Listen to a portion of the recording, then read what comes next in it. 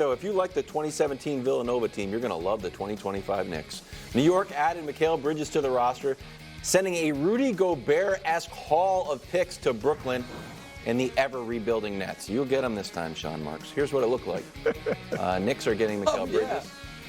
The Nets are getting 5 first-round picks, a 2028 first-round swap, and a 2025 second. Did New York give up too much? No. And gosh darn it, you should have put Sean Marks on the Bud list. Oh. That was a missed opportunity for us, for you to run back that old classic. They went from 3 superstars to a full-on rebuild. Multiple He didn't times. even get the superstars there, right? Multiple times. So here's the deal. He's a charmed life. The Knicks are not getting Giannis.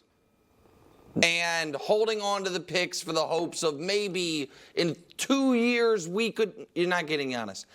You hold on to the picks in a year if Embiid's, unhappy, I suppose, but then Embiid's a year older. The injury, he's hurt at some point. it's a real concern. This fits. It's not too much because the Knicks still have picks from other teams. They still have a first from Detroit. Well, that's protected. Well, it's valuable, but it's protected 1 through 9 for 3 years. But assuming Detroit ever gets it together, they also have a pick from Washington. Assuming they ever get it together, that one's also protected, I think, just lottery protector, 1 through 9 protected. And they can, if they want to, move Julius Randle at some point for some stuff. Mm-hmm. So the cupboard is not totally bare. The team is very young, as in, you're not trading for a 35-year-old Kevin Durant or 34-year-old Kevin Durant. You're not trading for an aging player. Mikal Bridges makes $48 million total over the next 2 years, and we know it works. Yeah. And so it doesn't have like the wow factor of getting an MVP candidate. But as far as building out a roster, it makes a ton of sense, Bruce, so I like it. Look, I like the move, and we'll talk more Knicks, but they gave up more draft picks, more first-round picks than the Minnesota gave up for Rudy Gobert, who's made 3 All-Star teams, more than Cleveland gave up for Donovan Mitchell, who's made 5 All-Star teams, and more than Phoenix gave up, or Brooklyn gave up, or Phoenix gave up, for Kevin Durant. Yeah. And obviously he's made 14 All-Star teams, and Mikal Bridges has made 0. So I like the trade, but here's what I'm saying. They gave up too much unless they win a championship. They are absolutely S-Bob. Wow. And I say that with hope for Knicks fans because they haven't been S-Bob, championship or bust, for a long time. So they have to win a championship. I mean, because the hope, Nick, and you know this, was in those picks. It was like, man, we're good. We're second round. We maybe get to the conference finals. And we got all these picks to improve, to get this star or that star. That's over now. I mean, they still could make some moves, but that pretty much is gone. So this is it. This is your squad. It is a good roster. It's a very good roster. Yeah. And they got to win the championship. Okay, well, now we'll figure out if they can. So New York wasn't done with just the Bridges trade. OG re-signed with the Knicks on a 5-year, $212 million deal. Here's the championship odds. It's Celtics 1, Denver 2, New York all of a sudden at 3. That is wild to see. Then OKC, then the Wolves. Oddly, Mavs not on there, Giannis not on there. Yeah, Mavs is in. I know you're thinking, well, that seems high, but look at the record with Jalen and OG together. It includes the playoffs. 25-5 offensive rating, great. Defensive rating, even better. And they were below 500 in all the other games. So does New York really have a championship roster here? I believe absolutely, because I believe they have excellent role players, a great defensive team, and a legitimate superstar. So I assume Brew. Do you really? I don't know if we have club superstar on the ready, but if we did, you'd see Jalen Brunson firmly in there. I am very interested in how Brew feels about this because Brew is a very well-known, on-the-record Jalen Brunson skeptic.